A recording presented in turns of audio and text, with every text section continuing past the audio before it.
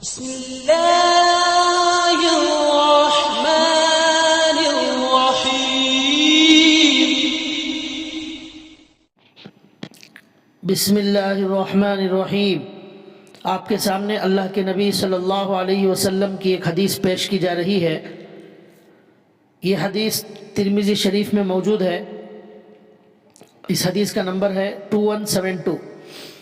اس کے راوی حضرت ابو سعید خدری رضی اللہ تعالیٰ عنہ ہیں۔ وہ کہتے ہیں کہ آپ صلی اللہ علیہ وسلم نے فرمایا، من رآ منکرا فلینکرہ بیدہ ومن لم یستطع فبلسانہ ومن لم یستطع فبقلبہ وذلک اضعف الایمان۔ اس کا ترجمہ ہے، آپ صلی اللہ علیہ وسلم نے فرمایا، جو شخص کوئی برائی دیکھے تو چاہیے کہ اس برائی کو اپنے ہاتھ سے روک دے۔ جسے اتنی طاقت نہ ہو وہ اپنی زبان سے اس برائی کو روکے، اور جسے اس کی بھی طاقت نہ ہو وہ اپنے دل میں اس برائی کو برا سمجھے، برا جانے۔ یہ حدیث کا ترجمہ ہے، اس کی تھوڑی وضاحت کی جائے گی۔ اس حدیث میں اللہ کے نبی صلی اللہ علیہ وسلم یہ فرماتے ہیں کہ تم میں سے کوئی بھی اگر کوئی غلط کام کو دیکھے، کسی گناہ کو دیکھے، برا کام کرتے ہوئے کسی کو دیکھے، تو ایک مومن کا فرض اور ایک مسلمان کا فریضہ یہ ہونا چاہیے کہ وہ برا کرنے والے کو روکے، گناہ کرنے والے کو منع کرے۔ مومن گناہ کو دیکھ کر خاموش نہیں رہ سکتا، برائی کو دیکھ کر خاموش نہیں رہ سکتا۔ یہ اللہ کے نبی نے فرمایا، اور فرمایا کہ سب سے اعلیٰ درجہ تو یہ ہے، اور اعلیٰ درجے والے مومن کی، مضبوط ایمان والے مومن کی صفت تو یہ ہوتی ہے کہ وہ کوئی بھی برائی کو دیکھتا ہے تو اپنے ہاتھ سے روکتا ہے۔ لیکن اگر کوئی ہاتھ سے روکنے کی طاقت نہ رکھتا ہو، ہاتھ سے روکنے میں کوئی نقصان یا پریشانی ہو سکتی ہو، تو پھر اس کے بعد کا ایمان کا درجہ یہ ہے کہ اپنی زبان سے اسے منع کرے۔ اتنا تو ہر مسلمان کو کرنا چاہیے، لیکن اچھے انداز سے منع کرنا چاہیے، بہترین انداز سے منع کرنا چاہیے۔ اور اگر کوئی مومن زبان سے بھی بولنے کی طاقت نہ رکھتا ہو تو پھر اللہ کے نبی کہتے ہیں کہ پھر ایمان کا آخری درجہ یہ ہے کہ اپنے دل میں اس کو گناہ سمجھے، اس کو برا سمجھے۔ اور اللہ کے نبی کہتے ہیں کہ یہ ایمان کا کمزور ترین درجہ ہے۔ اتنا تو ہر مومن کے دل میں ہونا چاہیے، یعنی اگر کوئی آدمی برائی کو دیکھ کر دل میں برا بھی نہ سمجھے تو پھر وہ کمزور ایمان والے سے بھی نیچے گر جائے گا اور اسے مداہن کہا جائے گا۔ یہ اللہ کے نبی فرماتے ہیں۔ تو اس میں نہی عن المنکر کا بیان ہے، امر بالمعروف اور نہی عن المنکر، یہ امت کا ایک فریضہ ہے۔ برائی سے منع کرنا، نیکیوں کا حکم دینا، یہ ہر مسلمان کا فریضہ ہے۔ اللہ کے نبی نے اس کو اسی حدیث میں سمجھایا ہے۔ قرآن کریم میں اللہ تعالیٰ نے ایک جگہ فرمایا، کنتم خیر امت اخرجت للناس تأمرون بالمعروف وتنہون عن المنکر وتؤمنون باللہ۔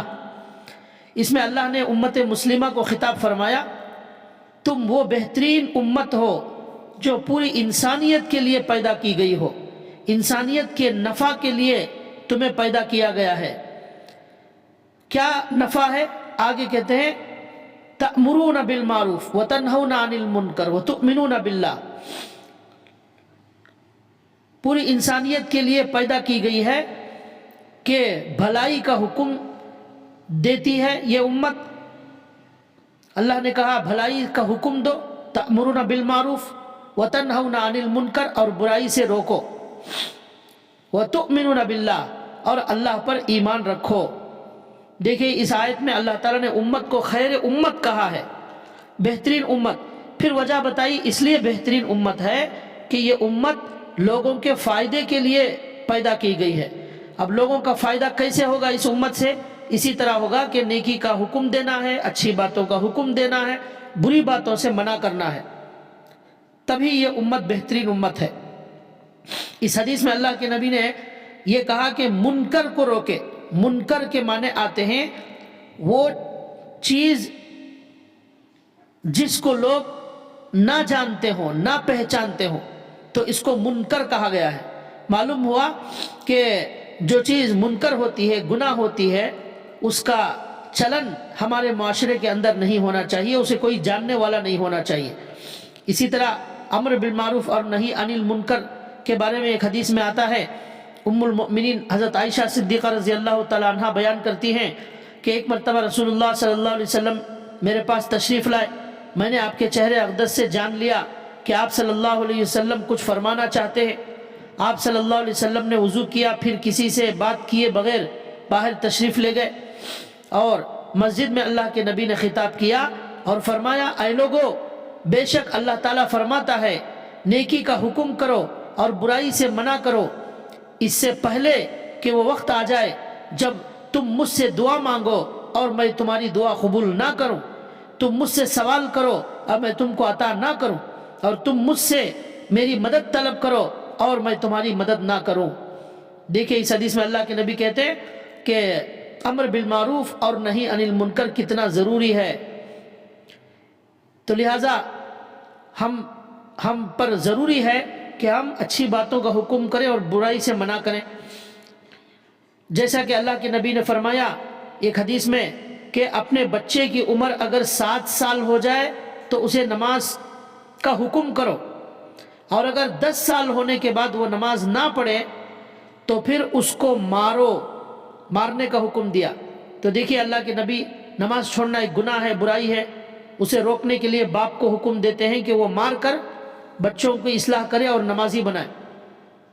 अल्लाह के नबी फरमाते हैं, तुम में से हर आदमी अपने छोटों का जिम्मेदार है। क़यामत के दिन पूछा जाएगा कि हमने अपने छोटों की क्या तरबियत की, उनको बुराई से मना किया या नहीं किया, ये सवाल होगा।